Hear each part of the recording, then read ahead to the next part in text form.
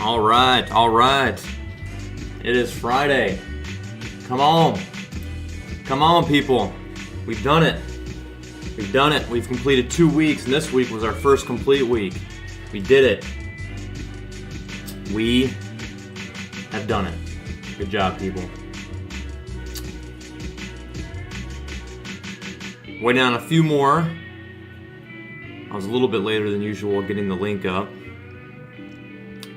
I was working on some scenes, people. I was working on some scenes. I got a newsroom going right now. Where's my newsroom?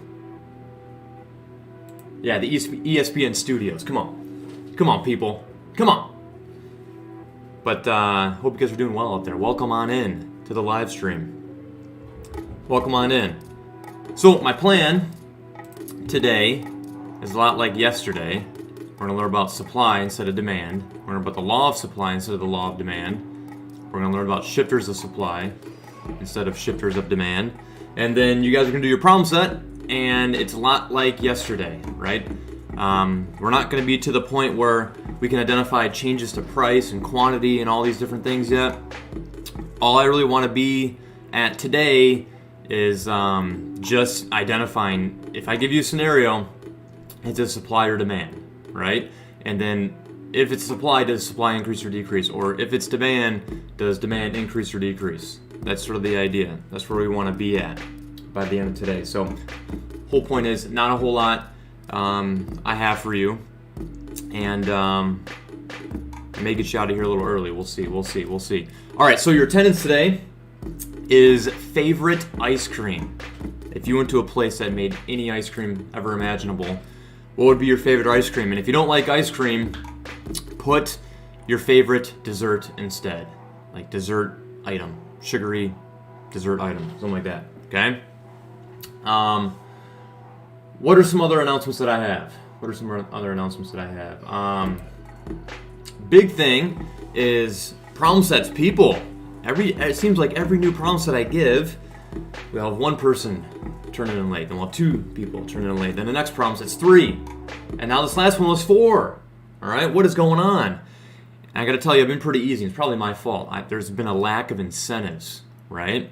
I've been kind of taking points off, and then I usually, generally give points back. I tell you what, people. New week, new rules, right? Next week. So this problem set right here.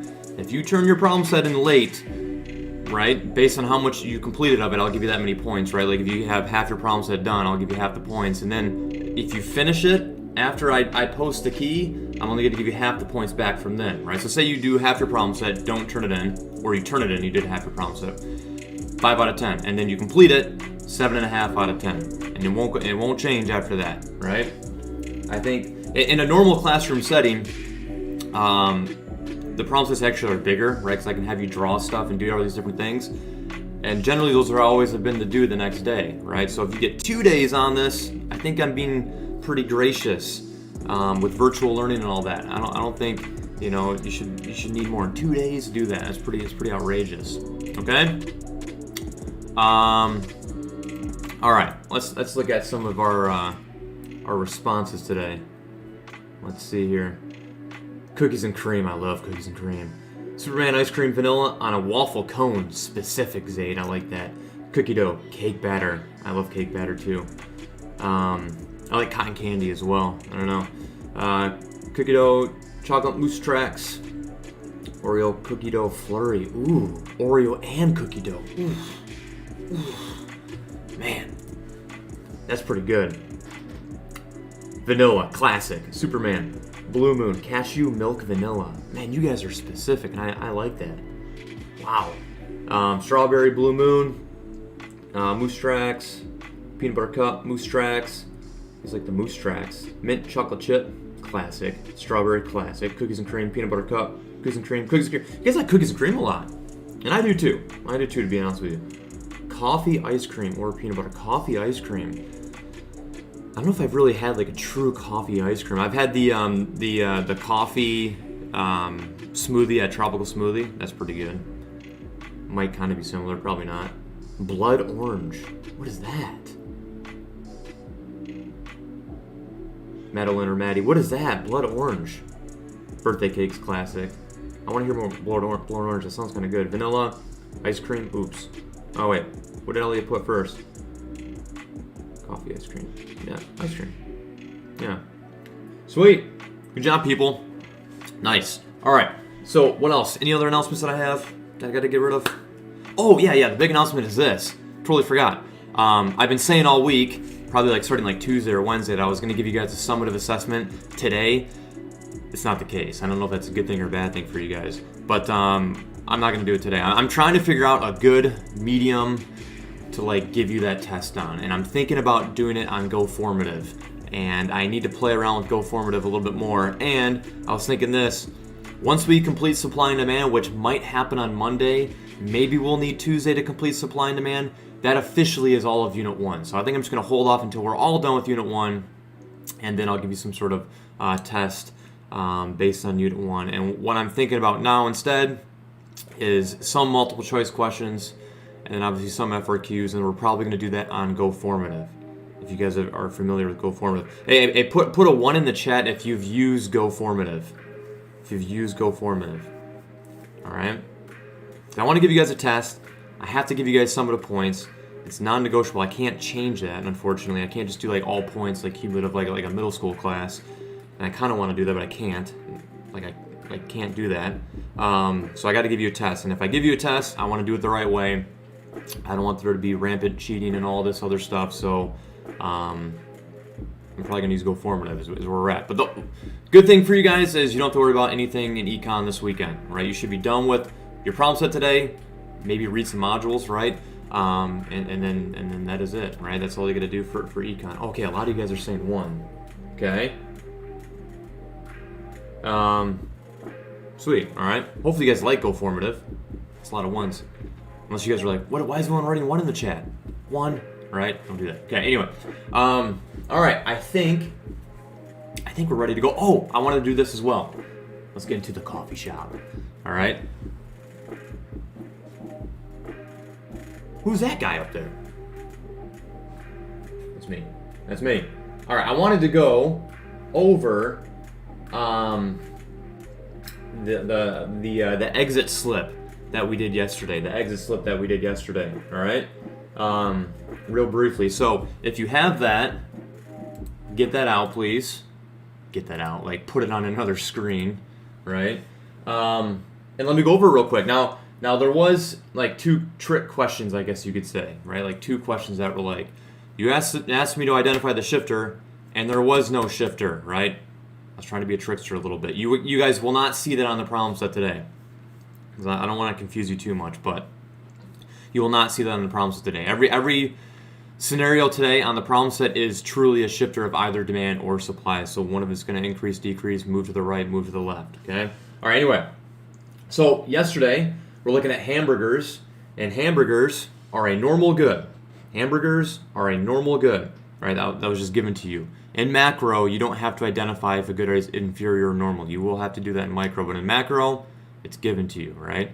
So, scenario number 1, population boom, right? So if a whole bunch of people move into an area, right? So it's specifically if we're looking at the hamburger market in Grand Blanc, and a bunch of people move to Grand Blanc, the population increases in Grand Blanc, the willingness and ability to buy at all prices would change, okay? If I'm willing to buy a burger at $1, then $1 will have an increase in quantity demanded, and that was not there beforehand. So the whole curve has to move entirely, and demand is going to increase, and graphically it's going to shift to the right, right? And I know it's pretty redundant, asking you like right and left. I'm gonna do it again today, because like I cannot allow you guys to make any mistakes with that. I can't tell you how many students, but yeah, demand increases, and then like they move it to the left, right? Don't do that. Increase right, decrease left, and it's going to be the same thing for supply. You just got to identify what changes, and if you say increase, literally make that curve go to the right of your initial curve,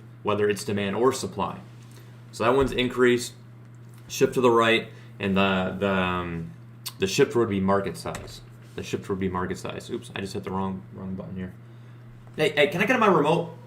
Please. Oh, thank you. Appreciate it. No. Did you put batteries in this? Nice. All right. Incomes fall due to a recession. So that's why I had to give you normal good, right? And whenever you see incomes, inferior or normal, think about how it would work. A normal good is like most goods. A normal good is when you have more money, you buy more things. So if incomes fall due to a recession, right, where you're unemployed due to COVID, right, you're going to be less willing to buy hamburgers because hamburgers are a normal good. So incomes fall, demand would decrease, it would shift to the left, and the shifter is incomes. All right. If hamburgers was like ramen noodles, and incomes fell, then you'd buy more hamburgers, right? You'd buy more ramen noodles, but hamburgers are like a normal good, right? If you don't have money, you're not buying hamburgers, sort of thing. Okay. Number 3, price of tacos, a substitute decreases. So price of a related good, right? We're not talking about the price changing for hamburgers here. We're talking about the price changing for a good that's related. It's gonna cause a change in the hamburger market. So I like to do it like this. Price of tacos goes down. Okay? So I either eat tacos or burgers. That's what a substitute is, right? I'm going to eat one or the other, right? You don't go to Taco Bell and then go through McDonald's and grab a burger as well, right? You might go through McDonald's and grab some fries, right? But the price of tacos goes down, and I like tacos or burgers. Am I going to demand more or less burgers? Less burgers, right? Tacos are cheaper. I'm going to move away from burgers and go to that cheaper alternative, that cheaper substitute good. In that case, it's tacos. So I'm going to demand less burgers. I'm going to demand more tacos, but I'm going to demand less burgers, and we're looking at burgers. So shifter was related goods, demand decrease, shift to the left. Okay. Number 4 was that trick question. Price increases to $5 for hamburgers. There's no shift in this market, all right? All that simply happened is the price went up for hamburgers, so quantity demanded would decrease, not demand. Okay, that's what we were talking about yesterday when I had like 20 different illustrations. I was like, don't make this mistake. That's the mistake. People read number 4 and they're like, well, price went up, I'd buy less. Demand will decrease, shift to the left. No, quantity demanded will decrease, and all that's going to happen is we're going to move to that new part on the curve that shows us how much we're going to be willing to and able to buy it at $5, and that's going to be less quantity demanded. A change in demand means that whole curve has to change entirely. Number 5, a new health craze, no ground beef, right? Eating no ground beef is what's cool. So if that's what's cool, that's what's popular, is not eating ground beef, what's going to have demand for hamburgers? It would decrease, right? People are going to buy less hamburgers. Shift to the left, and the shifter is taste, preferences, popularity. Okay? Number 6, hamburger restaurants announce that they will significantly increase the price next month. Not right now, next month. So that's going to be a shifter of demand. If we know that prices for burgers are going to go up a lot, next month, we're going to get that hamburger fill today, right? If I know I can't eat hamburgers next month because I'm not going to be willing to pay those higher prices, I'm going to go load up on hamburgers today. So I'm going to demand more hamburgers in the present today. Demand will increase, shift to the right, and the shifter is future expectations. Future expectations. Hey, can I get a little more creamer over here? Appreciate it. Thank you. Okay. I keep using the wrong keyboard. Got like 3 different keyboards over here. All right. Price of fries, a complement, increases. So complement is 2 goods that go together, right? Usually like to form a meal. So, you can't eat burgers without fries. You can't eat fries without burgers, right? So if the price of fries goes up, am I going to buy more or less burgers? Less burgers. Because if the price of fries goes up, the meal has gone up collectively. So if the meal goes up, I'm going to buy less of the meal. So therefore, I'm going to buy less burgers. Okay, so demand will decrease, shift to the left, related goods. Last but not least is it's not really a trick question, right? I'm not trying to trick you, and you're supposed to know this, but restaurants lower price of hamburgers. Is that a change in demand? No. We're not talking about a price of a substitute or a complement or a resource or a change in the price of this good in the future, right? We're talking about right now, price of hamburgers goes down. All that's going to happen is it's going to cause an increase in quantity demanded. We're going to move left to right along our demand curve. It does not cause a change in demand. It does not cause a change in demand. Okay, a couple other practice questions here. I got 2 practice questions. Very, very important. We did not get to this point yesterday.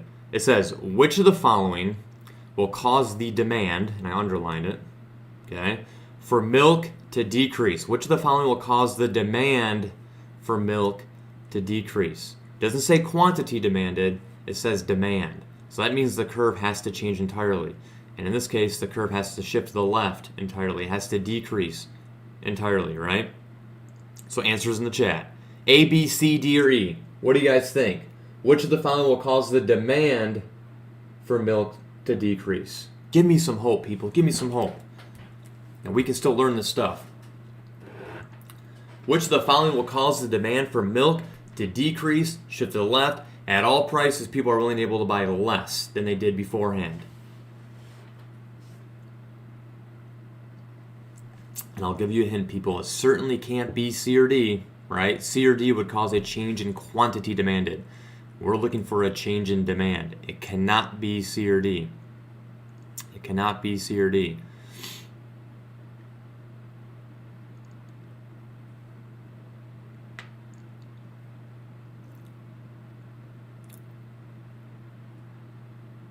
Oh no! Oh no! Everyone's copying Michael. Stop copying Michael. I caught you guys in the act here. Which of the following will cause milk to decrease, the demand for milk to decrease? If the price of almond milk... Oh wait, actually. Wait a minute. A decrease in income, assuming that milk is a normal good. Is it not A and B? Is there two right answers here? An increase in the price of a substitute. If almond milk goes up, oh yeah, you guys are trying to fool me. You're cheating. See, this is what's gonna happen if I just like release a test online. You guys are all gonna copy the first person that does it. Look how many people you guys said A. Look at you guys. The answer is B, right? If almond milk goes up in price, I'm looking at A here. If almond milk goes up in price, you're gonna buy less milk, right? You're gonna buy more milk. Right? You're going to buy more milk. If almond milk goes up in price, you're going to like stop buying almond milk and you're going to move away from almond milk and you're going to demand more milk, right? Demand more milk. I appreciate you answering first, Michael, though. See how you just tricked everybody. You did that intentionally, right? B is the right answer. B, you have less money. Milk is normal good. You buy less normal goods. Demand would decrease, shift to the left. It's B. It's not A, it's B. And then C, a decrease in the price of milk would cause quantity demanded to increase. And D, an increase in the price of milk would cause quantity demanded for milk to decrease. Does not cause a shift in demand entirely. Okay? And then E, a decrease in the price of a complement good. So that'd be cereal goes down in price. That would cause you to buy more milk. All right? So the answer is B. Nice. Very good. It's not A and B. You guys all good now? It's not A is not right. Increase in the price of almond milk. People are going to move away from almond milk and buy more milk. All right. So look what I'm about to do for our last question here, and then we're going to get started with supply. Okay. The answers are the same. A, B, C, D, and E. Like they kind of moves around a little bit, but like the answers are the same. The question's the same. All that I did was change demand to quantity demanded. You guys see that? That's all I did. I put one word in there. I changed one word, right? I just put quantity in front of ow. I was looking at the delay, so I hit next. Oh no. Okay, anyway, you guys probably saw the answer, but do you see why it's tricky? Do you see why it's the number one most missed question on the AP test? A change in demand versus a change in quantity demanded, and today it's going to be the same. Change in supply versus a change in quantity supplied, it's different.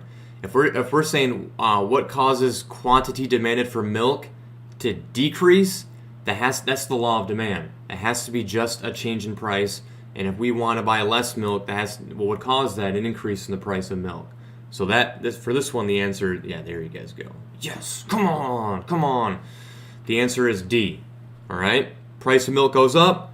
We're going to respond by being less willing and able to buy it because we're moving to a different price.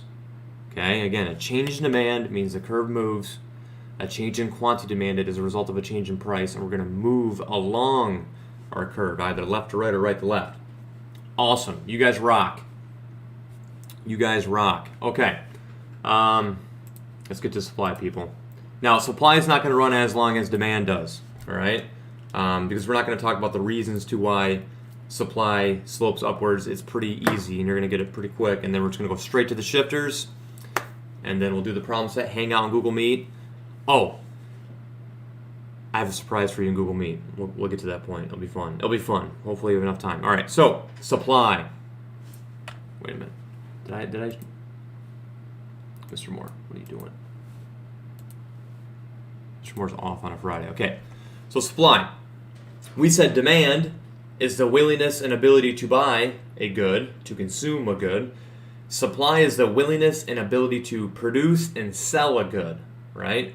Willingness and ability to produce and sell a good. That's supply. So, what is supply? Just what I just said. Willingness and ability. So it's kind of the same thing as demand, right? You know, is Mr. Moore willing to produce and sell peppers? Yeah, I'd sell my peppers, right? My peppers are pretty sweet. I kind of want to eat them all myself, but like I would sell the peppers that I grow. I would do it. Am I able to? Probably not. Why? Because I probably want to be able to make a profit. It probably costs more to make a pepper than I would be able to sell it for. Or the profit would be so small, the cost versus benefit analysis, like it wouldn't be worth it, right? Like the profit's so small, I'd rather just like eat my own peppers and make my own sauce and give it to friends and family because it's like cool that like I made it, you know? So that's the whole point, is you have to be both willing and able to supply, and generally it goes back to what I just mentioned, profit motive. There has to be profit motive for a producer to be able to produce it and sell it. There has to be money and enough money to make it worthwhile for them to take on that risk and to produce. So we know that the law of demand is when price goes up, quantity demanded goes down, or when price goes down, quantity demanded goes up. There's an inverse relationship between quantity demanded and price. Law of supply, we're going to notice that it is a direct relationship. If price increases, right, the price of peppers goes up, right? If the price of peppers goes up and I notice that the price of peppers goes up, I might at that point bring my peppers to market. I might at that point, you know, sign up for the Fenton Farmers Market and you know, all the costs that go into that, open up a booth and like sell my peppers, right, on a market, right? Bring my peppers to market if the price goes up to a certain point. That's the idea. There has to be profit motive. When price increases, people are like, wow, I want to be a pepper farmer. Or, oh, I'm going to stop being a potato farmer and I'm going to go be a pepper farmer instead, right? When price goes up, that signals more profit to be made for producers. Producers, you know, enter that market and produce more, right? If peppers went up to $100 a pepper, I would be farming peppers all day and all night, right? I tell you that much. I would quit teaching, right? If peppers were that much of a commodity and I could sell it at that high of a price, okay? Even though I love you guys, right? Next, it says as price falls, right? Say price goes down and like I was bringing my peppers to market and now peppers are so cheap, at that point it might not be worth it for me to produce and sell peppers. So as price goes down, there's less incentives for producers to want to produce and sell that good. That's the idea. So higher prices, profit-seeking firms have an incentive to produce more. At lower prices, there's not an incentive to produce. Suppliers leave the industry or they produce less. They have to lay off workers, less resources, less production's taking place. It has everything to do with price and profit motive. Okay? That's why the law of supply slopes upwards, and that's why the law of supply is a direct relationship. It's simply profit motive. Okay, another example that's really fun in class, doesn't really work virtually, so I'm just going to do it kind of like, you know, what your responses would typically be. It says, you own a lawnmower and you are willing to mow lawns, right? So pretend you own a lawnmower and the only cost of mowing lawns is, you know, maybe you have to buy a little bit of gas and it's like your time and it's your opportunity cost. What could you otherwise be doing, making money other than mowing lawns? So again, this is called a supply schedule right here. Oh my gosh, what's that? It's a lawnmower. This is a supply schedule right here. Again, it's the different price points and how much quantity supply is going to be brought to market. Just like a demand schedule is different prices and how much quantity demanded will correlate to those prices.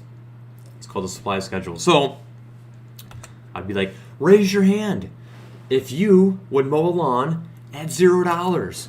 And then I look around and everyone in the class goes, why would I mow lawns to get paid nothing, right? And someone would be like, oh, I'll do some charity work. That's different, okay? Would you mow lawns for $0? No, there's no profit to be made. You know, like a lot of you guys would be working at Little Joe's or Taco Bell or the movie theater, wherever, right? You're like, why would I give up working my other job to make $0 working this job? I would bring 0 lawns mowed to market, right? I want to mow any lawns, the service. Okay? Well, if price goes up, the law of supply states that we must bring more to market, right? So say I raise the price of a lawn mowed to $10. And let's say every time you mow a lawn, it takes like an hour. It takes like an hour, right? And then obviously you got to pay a little bit for the gas for the lawnmower. Some of you guys would be like, you know, $10 a lawn, $10 an hour, that's not bad, right? Maybe I'm making like, you know, minimum wage plus like a little bit of tips, and like this is pretty good. I'm working outside, $10 an hour, it's not bad. It's all cash, so I'm not gonna pay taxes. Don't do that. You always pay your taxes, even if it's cash. But some of you guys are like, I'll mow a lawn, right? So like maybe 15 out of 28 of you guys raise your hand. You're like, I'll mow a lawn, okay? Next, say I raise the wage or the price of the lawn to $20. So every time you mow a lawn, you get $20. Some of you guys are like, wow, $20, $20 an hour. I'm doing that, right? You guys will raise your hand and be like, I will produce and sell the service of lawn mowing in this market at that price. And maybe if the price of a lawn mowed is $50, some of you guys would just drop out of school, right? You guys wouldn't even go to school anymore. I guarantee you all of you guys at some point during a week would mow a lawn, right? So all of you guys would probably mow a lawn if the price of a lawn was $50 an hour. So you guys can see, as price increased, right, we're going to bring more and more of the service to market. And not only that, right, I just said, like, would you mow a lawn, right? As price increased, maybe some of you guys would mow, like, you know, a couple lawns at $10, right? You do it over the weekend. If I raise it to $20, maybe some of you guys would do it, like, after school. If I raise it to $50, some of you guys might drop out of school and literally, yeah, mow lawns for 12 hours a day, right? So the amount of lawns mowed would actually be a lot higher, right? Not only would you enter this service, right, this market, and produce the service of lawn mowing, you would actually like produce more as price goes up. Like if it was $100, you'd probably wake up at like 5 in the morning to mow as many lawns as possible up until like dusk. Okay, that's the idea. The more price goes up, the more incentive you have to work. The more incentive you have to produce and mow even a greater quantity of lawns. And obviously, if price was a decrease, move the other way, you'd be less and less willing to mow lawns. That's the idea. Okay, that's the law of supply, and that's why the law of supply is going to be upward sloping, because it's a direct relationship. It's a direct relationship. Again, so we're using milk, the same example we did for demand. And again, we notice that as price goes up, producers are going to bring more to market because there's more profit to be made. You know, at $1, producers, there's not that many producers that can even like produce milk and sell it and still make a profit at $1, so maybe only 10 units get brought to market. But at $5, enough milk producers can make a profit if they sell it for a price of $5. Maybe it costs them $4 to make it, right? So there's some profit to be made. So there's an incentive to bring, you know, milk to market, to become a milk producer and produce and sell, label it, and you know, ship it off. Okay, that's the idea. As price goes up, right? You know, 1 to 10 and then 2 to 20, producers have more of an incentive to bring that good or service to market. Pretty simple. So we got supply goes up. Easy way, supply goes up, supply to the sky. Some students like to use, but you're going to draw this so many times starting next week. You don't need a memory aid. It's just repetition. Okay, you're gonna know it. Again, price goes on the vertical, quantity goes on the horizontal. Don't miss up those labels. That's the only thing we're ever measuring, right? It's price and quantity. Quantity supplied and quantity demanded, right? So supply goes to the sky, demand goes to the dirt. But remember, what if there is a change to this market? Like something else happens in this market that is not a change in price of milk. Something new, right? In this case, what if there are new and more productive milking machines, right? Like you hook the cow up to it and then, right, milk goes in the jug, right? I don't know how really milk is made. And you can produce much more milk, right? With less time and less resources and less cows, perhaps. If you get new technology at all prices, producers are going to be willing and able to produce more, right? Probably, you would imagine the cost of production goes down. They can use less resources and produce more output, less time and produce the same amount of output, etc., right? Like their absolute advantage would increase, kind of going what we learned about earlier this week. So at $1, milk producers used to only bring 10 to market. now that it's more profitable, right? Because now we can just use machines instead of like, other farmers like milking the cows, and we can get more milk out of one cow than we did beforehand.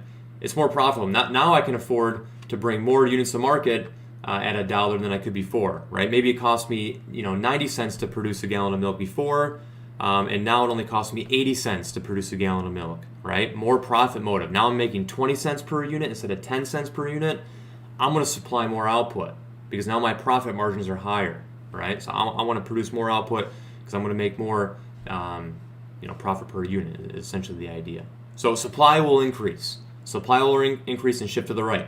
Just like yesterday, if demand increases, graphically you draw a new demand curve and you draw it right of your initial demand curve. Same thing with supply. Okay? Find your initial supply curve and you're like blah blah blah, milk machines, whatever. That's going to cause more production to happen. Okay, good. You answer the question. Supply increases. Now move that curve to the right of your initial curve. A big mistake a lot of students make is they say up and down. Don't say up and down. Say increase, decrease, right, left. Okay? Because if you say up here, right, you might put it like graphically up, right? You might move it upwards here, and that would be a decrease in supply. You want to move it to the right. Right, again, at a price of 2, we used to bring 20 to market. Now at a price of 2, we're going to bring 40 to market. We're going to be able to make more if it's cheaper to make it, is the idea. Okay? So that's the idea. Number 2, what if the price of dairy cows goes up drastically? So you're a milk producer, right? You're a dairy farmer, and now it costs more to buy cows, right? So eventually, like after your cows die off, you got to buy more cows. And if cows are more expensive to produce milk, a farmer or any business has so much money they have, right? If I'm a farmer and I have $10,000 to spend on cows, right? And now cows go up in price. Maybe before, and I used to be able to buy 10 cows, and now I can only buy 8 cows, right? Because every cow is more expensive. I have less cows. If I have less cows, I have less resources, and if I have less resources, I'm not going to be able to bring as much to market as I could before, right? Now, again, it's not as profitable. It takes me longer to get the same amount of units of milk. It requires more resources to get the same amount of milk, and I don't have those resources any longer. I'm going to supply less. I'm going to bring less to market. Maybe now at $1, no one can even produce at $1 because the cows are just so expensive. There's no profit to even be made, is the idea. So less resources, less supply. More resources, more supply, right? We were talking about production with the PPC. It's kind of the same as supply, right? More technology, more education, more resources, anything like that would shift the supply curve to the right. It would shift the PPC to the right, right? And alternatively, any decrease in those resources would move the supply curve to the left. Decrease. Okay? Very, very important. What if there's an increase in number of milk producers? A whole bunch of Scottish milk producers move from Scotland to U.S. What's going to happen? The supply of milk in the U.S. would increase, right? We just have simply more people producing milk, right? So I guarantee you there'd be some people that would, produce more milk at $1, more milk at $2, bring it to market. So at all prices, we're going to get more brought to market. What I didn't put on here is what if price changes, right? What if price goes from $3 to $4? Would that cause a change in supply? No, it would not, right? Same thing as law of demand. Ignore the red here, right? If price increased from 3 to 4, instead of bringing 10 to market, we're going to bring 20 to market. That's it. There was no change in supply. There was no change in willingness and ability at all prices, right? We just simply all right, price goes up, we're going to move along our supply curve. That's called a change in quantity supplied. Again, if just price of milk changes, the good that we're graphing, it's going to cause a change in quantity demanded and a change in quantity supplied. We're going to move about both of our curves. There has to be a change in the price of a resource or the price of a related good, something else that is not milk. That could alter this market. All right? And I'm about to talk about the 6 that could alter this market. And then we'll do 2 practice questions, and then we'll do the problem set, and it'll be pretty fun. Okay, cool. So I gave you 5 shifters of demand yesterday. There is 6 today. And the memory aid I have for you is trices. Trices. Is it a word? No, it's not. It's all I got for this one. And SpongeBob is about to make an appearance. Look at him. All right. So, Trices. What are the 6 things that can change supply? The first one is technology, right? We've already dealt with that before. Again, it's not like PPC. If we have more ability to produce things, we'll produce more. That's the idea. So more technology, increase in supply, right? Less technology, less supply. I mean, I don't know how else to explain it more than that. If I'm a landscaper, instead of like using shovels, I get like a robot to like move mulch around. I'm gonna be able to like mulch more land. I'm gonna be able to mulch more houses. I'm gonna be able to produce more landscaping jobs, right? Because I have more technology. I can do jobs quicker, right? So more technology, more supply. Less technology, less supply. The second one is related goods, and remember, a shifter of demand also was related goods. Okay. So if you get a change in related goods, I want you to do this. If it doesn't specify demand or supply, it's a demand shifter. Okay, it's a demand shifter. If it says the price of a substitute good increases, demand, right? And in that case, demand would increase. Okay, but you have to be able to answer a question like this. So it has to specifically say what happens to supply if the price of another good, a related good, changes, right? So let me give you an example.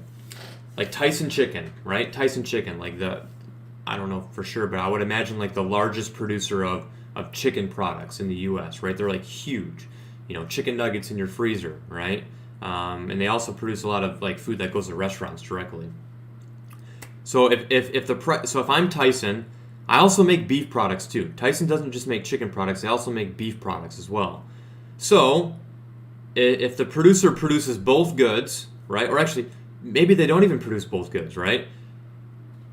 If Tyson produces chicken and the price of beef goes up, I'm Tyson, what am I going to do? Am I going to produce more or less chicken if the price of beef goes up? If the price of beef goes up, am I going to produce more or less chicken? Less chicken. Less chicken, right? Because if I'm a producer and I have beef is now more profitable, why am I making chicken, right? I'm gonna allocate my resources and move them away from the production of chicken and allocate those resources to the production of beef instead. I mean, imagine if you were operating a lemonade stand like maybe a lot of you guys did when you were a child, and you made lemonade and strawberry lemonade, and everyone was buying your strawberry lemonade, and you could increase the price of strawberry lemonade. The next week comes around, would you make any regular lemonade? If everyone wants to buy your strawberry lemonade, you can sell your strawberry lemonade at a higher price. No, you're going to allocate your sugar and your water and your resources and your cups in the production of strawberry lemonade and move it away from the less profitable item, regular lemonade is the idea.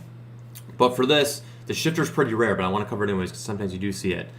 Related goods, it's a shifter of demand, but if it says what happens to supply of chicken if the price of beef goes up, right? Well, people are going to move away from chicken and they're going to make more beef. The supply for beef would increase, the supply for chicken would decrease. That's the idea of related goods. And lastly, alternatively, if the price of beef went down, what would happen to the supply of chicken? Supply of chicken would increase. People are going to move away from beef production and go make chicken instead because chicken's a higher price and chicken's more profitable. All right? Hope you guys are tracking on that one. Okay, next up is inputs. If you're taking notes, put a star next to this one because this is the most common one you're going to see, all right? A change in the cost of production. Remember, inputs, factors, resources, all the same word in economics. Interchangeable, okay? Inputs means resources. The things used to make outputs. Inputs equal outputs, right? So if the price of sugar goes down, would you be able to supply more or less lemonade? More lemonade, right? The price of sugar gets cheaper. Your parents give you $10 to go buy lemonade. I'm like, pretend you guys are like a child, right? You're like, wow, now instead of buying one, thing of sugar, I can buy 2 things of sugar. Thus, you can make more lemonade. Your purchasing power, right, has now gone up. If the price of sugar goes up, right, you wouldn't be able to buy as much sugar. If you have less sugar, less resources, less lemonade is the idea. The second thing that kind of goes in this category is availability of resources, right? Say you produce gasoline, right? You produce gasoline and there's a huge oil spill, right? So the supply of oil goes down in the world, right? Would you be able to produce more or less gasoline? Less gasoline, right? You're not going to be able to get as much oil. You can't produce gasoline. What happens to the supply of orange juice if there's a huge frost on oranges, right? There's like all the oranges like just die off in Florida. There's going to be less orange juice, right? Because we have less oranges. So we can't supply as much orange juice is the idea. Change in the cost of production or change in the availability of a resource will change the ability to produce. Okay? Or we discover a bunch of oil, right? And we use oil to produce, I don't know, candles, right? We're going to be able to make more candles is the idea. So that one's like the most widespread shifter of supply that you're going to see. Next up is competition. Competition is just the number of sellers. It's kind of like market size for demand, right? More people, more demand. In this case, more sellers, more supply, right? If you're operating your lemonade stand in your neighborhood, and like every other child in the neighborhood's like, wow, that person's making a lot of money on their lemonade stand. What's gonna happen the following week? You're gonna have like 5 people produce lemonade.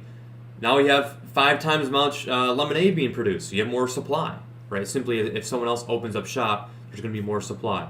We will notice that, if there's an increase in supply, it's going to lower the price, right? The price of lemonade will go down, right? Because now you got competition going on. But that's Monday. That's Monday. More sellers, more supply. Less sellers, less supply. Second to last one is expectations, which kind of like related goods also is a shifter of demand, right? It's also going to be a shifter of supply. Expectations of future profit. So now you got to put yourself in the shoes of a producer instead. So imagine if the price of,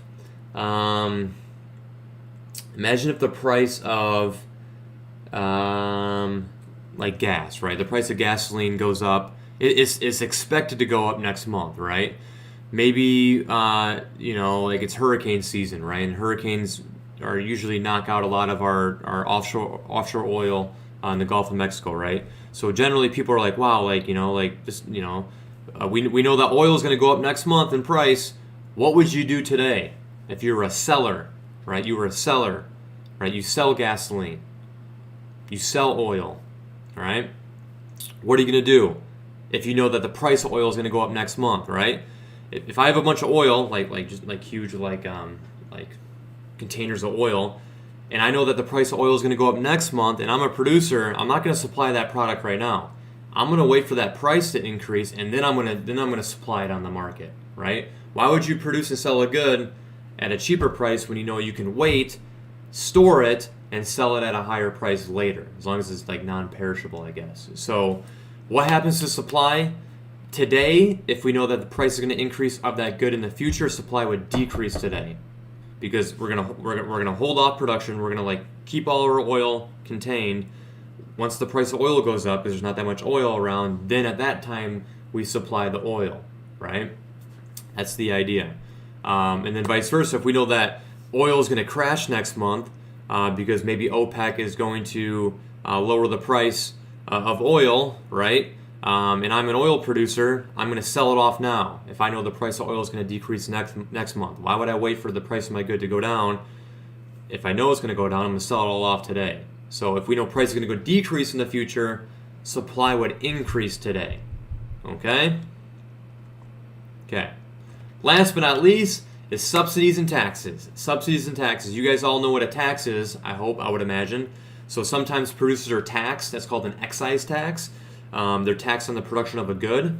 So let's do tax first. So if I'm the government and I tax, oil producers, for instance, and so every time I make a a unit of oil, it costs me $10, and now every time I make a unit of oil, the government's going to tax me $2.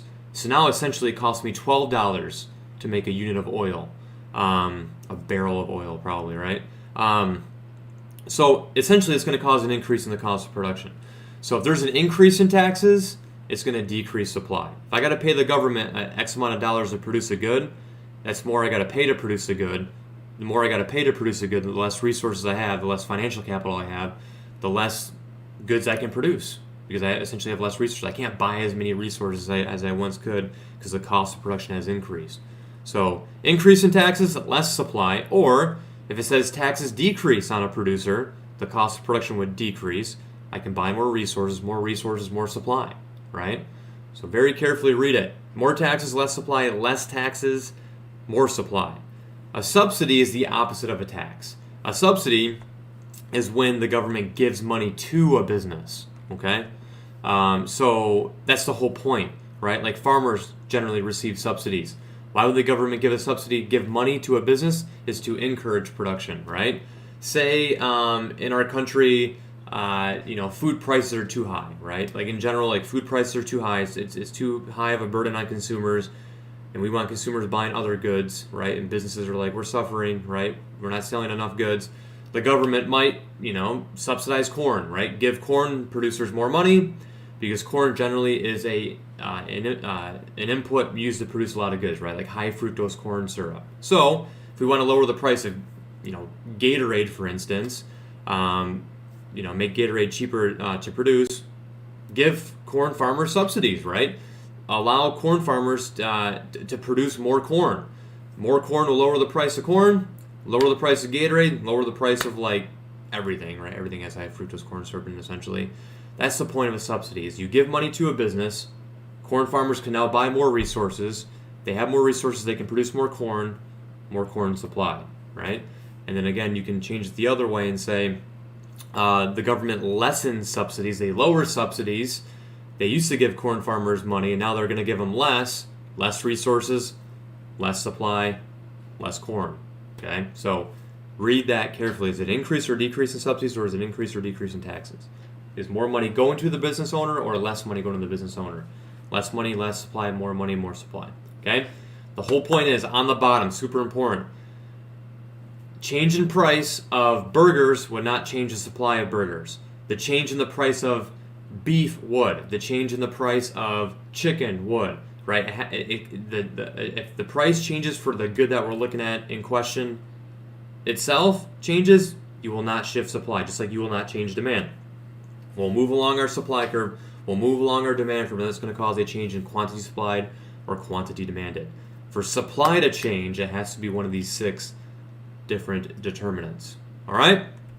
Okay, we're going to end on 2 practice questions. And then I'm going to see you guys in Google Meet.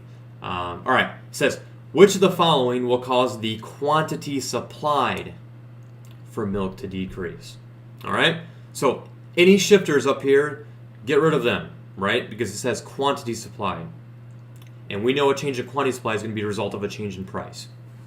So get rid of A, get rid of B, get rid of E, we have C and D. So law of supply states that if price increases, we're going to get more milk supplied, quantity supplied. So D is false. The answer has to be C. A decrease in the price of milk will de-incentivize milk producers from producing milk. Less quantity supply is going to be brought to market at a lower price. We're going to move down our supply curve and less quantity is going to be brought to market. That's the idea. Now look at. I changed one word. Look at, all 5 answers are the same. Okay? I changed one word. Instead of quantity supplied, it just says supply, all right? So what's going to cause supply to decrease? It can't be C or D, right? If price changes, it's not going to cause a change in supply. It has to be something different. And at all prices, people are willing, or producers are willing and able to produce more, or producers are willing to produce less at all prices. It can't be C and D. We can't simply just move about our curve.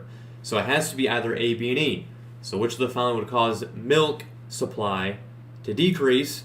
Well, A says a decrease in the price of a resource. That would cause milk to increase, right? If the price of dairy cows goes down, I can buy more dairy cows, more supply, right? So it's not A. B, a decrease in the number of milk producers. That one's simple. It actually is B, right? Less milk producers, less milk is going to be brought to market. That was that easy. E, an increase in subsidies for milk producers. If we have more subsidies, more money given to milk producers can buy more cows, more milk will be supplied. The answer is B. Whole point I'm showing you these questions, people, is like, it's precision, right? One word changes, it changes the answer. Okay? Okay. All right. We're not going to do this, but people, if you want to do this practice, the answers are on here.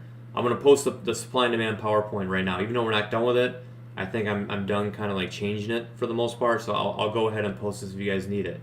If you want more practice with supply, you can do this one. And there's the answers, obviously. And also, I think just in general, I have like supply and demand questions and stuff on here. So you can do more of that. So anyway, all right, take your 5-minute break. I'll see you guys at 11:55 for a little bit. I want to see all of you guys at 11:55. I'll take attendance again.